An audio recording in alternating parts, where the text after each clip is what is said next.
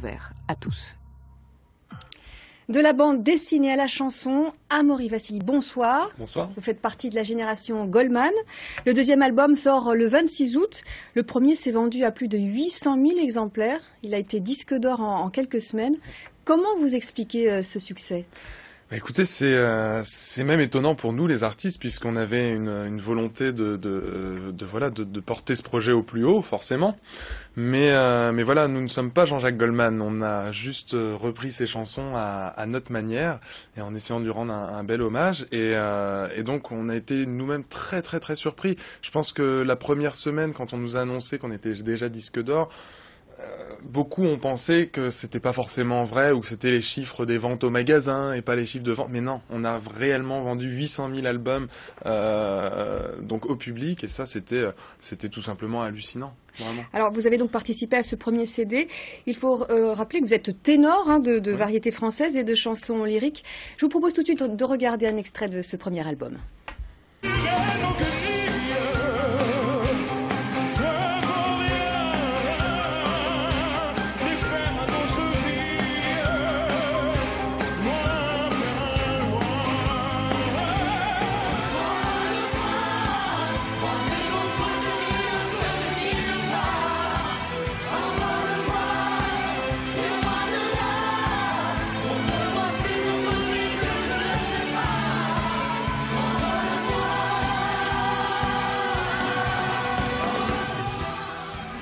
Et l'aventure continue pour vous puisque vous rempilez cette année sur une reprise de Néant 17 à l'Edenstadt.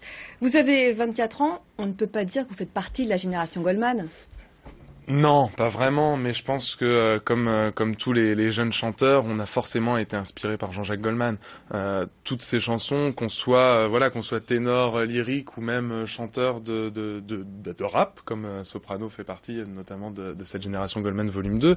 Je pense que peu importe le genre musical, on se retrouve forcément dans Goldman parce qu'il y a forcément un petit quelque chose qui nous fait monter le poil, quoi. Parce que moi, c'est Envole-moi, par exemple, cette chanson. Envole-moi et Néant 17, c'était vraiment les deux chansons qui m'ont vraiment fait monter le poil de Goldman. Comment vous l'avez découvert, d'ailleurs, vous, Goldman? Alors, c'était mes parents, je pense, qui m'ont fait écouter Goldman pour la première fois. C'était avant même que je n'ai eu envie de chanter. Donc, c'était les prémices, c'est ce qui m'a mené, je pense, à la musique. C'est-à-dire que, moi, il y a trois artistes que je respecte énormément, qui sont, Jacques Brel, voilà, Florent Pagny, parce que vocalement c'était quelqu'un d'extraordinaire, et je pense que c'est toujours quelqu'un d'extraordinaire, pardon, et surtout Goldman est quelqu'un qui a un mélodiste hors du commun, qui a fait des dizaines de tubes, c'est je pense une des plus grandes stars de notre décennie. Enfin, et il a été élu récemment personnalité préférée des Français. Est-ce que vous pensez que ce disque a pu contribuer à sa notoriété? Ce disque de Génération Goldman? Tout à fait, oui. Non, je pense que nous, on est juste là pour poursuivre un peu ce qu'il a fait et faire découvrir aux jeunes, aux très jeunes générations aussi, qu'est-ce que Jean-Jacques Goldman, qu'est-ce que la musique de Jean-Jacques Goldman. Et je pense que on a bien vu que tous les publics sont encore attirés par Jean-Jacques Goldman et par ses chansons.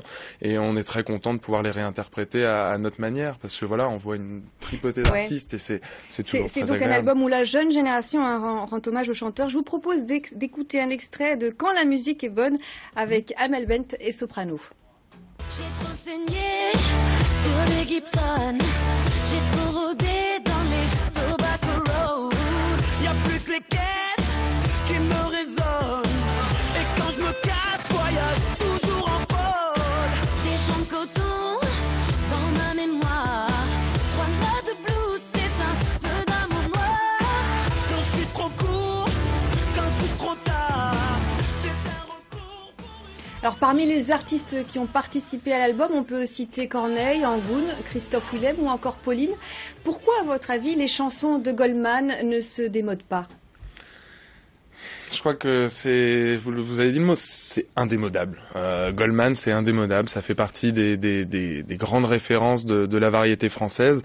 Et je trouve ça très bien qu'on ait Jean-Jacques Goldman comme référence parce que on sait que la musique, ça bouge beaucoup, un peu dans tous les sens, parfois pas forcément dans le bon sens. Et encore heureux qu'il y ait des artistes comme Jean-Jacques Goldman qui aient fait ces chansons-là. Et je pense que sans ces grands artistes, il y aura encore beaucoup à faire. Est-ce que vous l'avez rencontré, vous? Non, malheureusement, c'est quelque chose que j'espère qu'il va se réaliser sous peu parce que vu que c'est le deuxième volume de cette génération Goldman, on espère pouvoir, pourquoi pas, lui chanter Néant 17 en face. Ce serait sympa. Vous savez quand même ce qu'il pense du disque? Ah bah je sais qu'il apprécie parce que je pense qu'un artiste comme Jean-Jacques Goldman ne se permettrait pas de donner son autorisation si ça lui plaisait pas. Enfin, j'espère. Donc. Et un dernier mot chouette. sur votre actualité prochaine à vous? Alors écoutez, moi je démarre une tournée de spectacle et je vais avoir surtout un concert les 17 et 18 janvier à l'Alhambra à Paris. Et puis sinon, je continue ma carrière avec mon album, la promotion de mon album Bonaparte d'Imé. Merci beaucoup, vous souhaite plein de belles choses. Merci et restez avec nous pour découvrir l'une des plus belles